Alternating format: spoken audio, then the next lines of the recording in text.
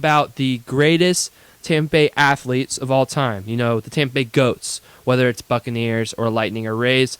And Joel has an argument and has the thought that maybe Evan Longoria is his greatest Tampa Bay athlete of all time. And the reason why is because before Longo made his first game with the Rays, and even before he was drafted, like really, the transition of the Rays started when we drafted Evan Longoria. Like something just changed within the front office, changed within the field, knowing that we have a guy like Evan Longoria coming. And the day he came, it changed everything for the Devil Rays, then the Rays.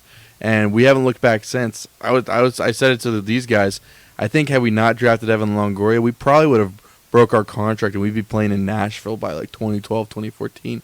Like he changed the dynamics of the Rays, and we're still experiencing the fruit of that today here in Tampa. Like, and pretty soon in a home stadium in Tampa. So thank you, Evan Longoria, is all I gotta say. Yeah, and I agree with you, Joel, in the sense of, you know, again, I am a newer Rays fan than Joel is here, or maybe Will is. You know, I'm a little bit younger. I got into baseball later on in my life. But, you know, ever since I've been a Rays fan, which started 2018, 2017, they've always had this, you know, aura. That's not the right, the reputation. That's what I'm looking for. They've always had the reputation of a winning organization, an organization that may not spend the most money, may not, you know, have the best owner, may not have the World Series rings, but they have a winning reputation, whether it is, you know, making the good trades, or whether it is getting the most out of talent, or whether it is, you know, making the playoffs, you know, 5 years in a row. And that started, like you said, with Evan Longoria. Yeah. That, I mean, it was a true, I know some of our fans, you know, because of not having a World Series or with the low attendance, you know, the word poverty gets thrown out for the Rays very often.